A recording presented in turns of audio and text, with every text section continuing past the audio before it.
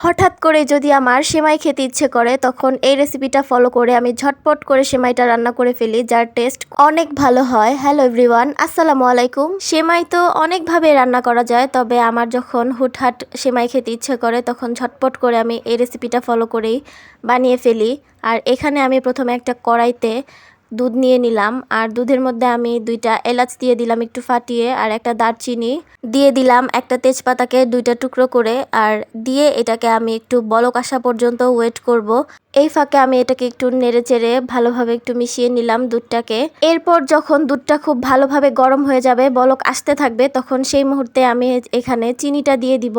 আর চিনিটা গলার জন্য কিন্তু একটু টাইমের প্রয়োজন আছে। চিনিটা থেকে কিন্তু পানি বের হয় অনেকটা, তো পানিটা শুকিয়ে নেওয়ার জন্য আমি একটু আগেই চিনিটা দিয়ে দিয়েছি।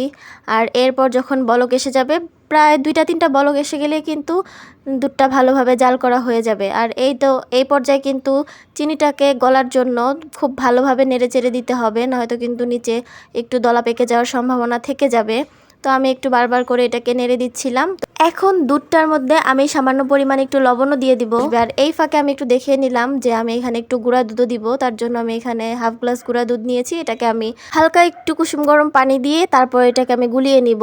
এই পর্যায়ে কিন্তু দুধটা খুব ভালো করে বলক চলে এসেছে। আর এই পর্যায়ে কিন্তু ওই যে আমি গুঁড়া দুধটা নিয়েছিলাম, গুঁড়া দুধটাকে কুসুম গরম পানি দিয়ে একটু গুলিয়ে তারপর হচ্ছে এই যে আমি দুধটার মধ্যে দিয়ে দিলাম। এই দুধটা দেওয়ার ফলে কিন্তু সেমাইটার টেস্ট অসাধারণ হয়। আমি যে কোনো মিষ্টির জিনিস রান্না করার সময় একটু গুঁড়া দুধ হলেও ইউজ করি, কারণ গুঁড়া দুধটা দিলে যে কোনো মিষ্টির রেসিপি বা ডেজার্টের টেস্টটা একদম দ্বিগুণ হয়ে যায়। এটা এখন আমি 5 থেকে 7 মিনিটের মতো জাল করে নিব। আর এই ফাঁকে আমি দেখিয়ে নিলাম একটু পরপর যে বৃষ্টি চলে আসছে আর কত ঝুম বৃষ্টি হচ্ছে। এই ফাঁকে আমি আমার অপরাজিতার গাছটাও দেখিয়ে দিলাম, কি সুন্দর ফুলও ফুটে আছে, আর বাইরে খুব বাতাস আর বৃষ্টি হচ্ছিল, আর গাছটাও খুবই সতেজ লাগছিল দেখতে, তাই না? তো আবার রেসিপির বাকি অংশে ফিরে আসি। এই তো দুধটা খুব ভালোভাবে জাল হয়ে গিয়েছে, আর জাল হওয়ার পরে পাতিলটা খেয়াল করলেই দেখা যাবে কতটা শুকিয়ে গিয়েছে দুধটা। সম্পূর্ণ পানিটাই কিন্তু শুকিয়ে গিয়েছে। আর এরপর হচ্ছে যে আমি সেমাইগুলো দিয়ে এটাকে আমি জাস্ট একটা বলক আনিয়ে নিব। খুব ভালোভাবে কিন্তু আগে এটা নেড়ে চেড়ে দুধের সাথে মিশিয়ে নিতে হবে খুব ভালোভাবে, নয়তো কিন্তু দলা পেকে যাবে। আমার বাসায় সবাই এইভাবেই সেমাইটা খেতে বেশি পছন্দ করে। তাছাড়াও আরও একটা রেসিপিতে আমি সেমাই রান্না করি, সেটাও একদিন শেয়ার করব। তো এই যে সেমাইটা এরকম পাতলা হয়েছে, তবে এরকম পাতলা থাকবে না, এটা যখন আমি নামিয়ে ফেলবো তখন আবার অনেকটা শুকিয়ে যাবে। আর এই যে বলক আসার পরে আমি এখানে কিশমিশগুলো দিয়ে দিচ্ছি। এরপর আমি এটাকে খুব ভালোভাবে একটু নেড়ে চেড়ে দিব, আর এরপর কিন্তু আমি চুলাটা অফ করে দিব।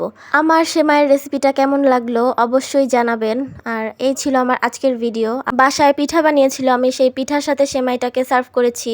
আর এই ছিল আমার আজকের ভিডিও। টাটা, আল্লাহ হাফেজ।